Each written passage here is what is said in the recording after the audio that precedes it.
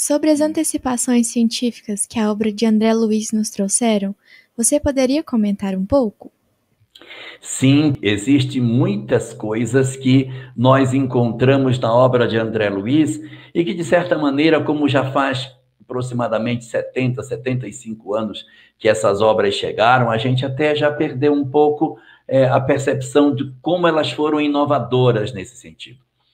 Eu lembro quando, na década de 80, década de 90, eu assistia uns programas de televisão de, de científicos que passava na sexta-feira à noite na TV, em que aparecia as pesquisas científicas e mostravam o corpo por dentro, as células circulando dentro dos vasos sanguíneos, com microscópios eletrônicos mostrando o fluxo, as hemácias transitando por dentro dos vasos, aquela coisa extraordinária dessa capacidade de você colocar essas câmeras de alta precisão e mostrar o organismo funcionando. Isso é uma coisa fantástica. Pois é. Essas descrições de quadros em que você via o corpo ampliado com os vasos funcionando, elas estão na obra de André Luiz, elas aparecem no livro Missionários da Luz, elas aparecem no livro Obreiros da Vida Eterna, quando fala tanto da reencarnação, quando fala da desencarnação.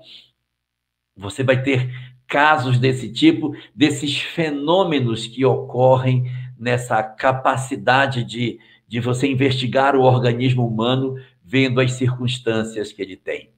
No livro Evolução em Dois Mundos, ele trazia uma novidade lá. Você vai observar, está até na nota de rodapé. Ele fala do elétron, coloca um asterisco e diz: em nossa esfera, o elétron já é divisível. Na época era um escândalo, porque para nós o elétron não era divisível.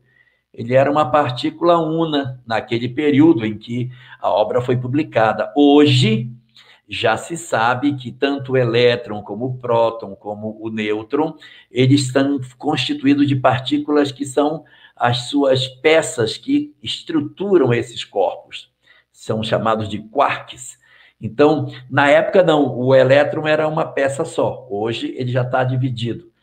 No período em que André Luiz nos trouxe, essas informações ainda eram uma novidade muito grande para todos nós. As informações que ele trouxe sobre os aspectos da medicina espiritual, no sentido dos aspectos que a criatura tem reflexos psicológicos sobre o físico, ainda era muita novidade. A gente não tinha ainda a ideia das doenças psicossomáticas, ou seja, que a pessoa incorpora no corpo características de doenças que estão, na verdade, na alma. O corpo adoece em virtude dos conflitos do espírito. Isso ainda era uma novidade na época, e quando André Luiz vem falando que, na verdade, os nossos corpos podem sofrer a influência da perturbação das criaturas, também era uma novidade muito grande nesse sentido. Ainda existem algumas informações que André Luiz falava e que nós estamos aguardando a ciência fechar as suas comprovações, não é? Essas informações ainda faltam chegar. Ele fala muito sobre uma estequiometria dos fluidos no livro Evolução em Dois Mundos, de uma tabela periódica maior do que essa que a gente conhece, onde os fluidos estão acima do hidrogênio, e a gente ainda não está nesse estágio ainda.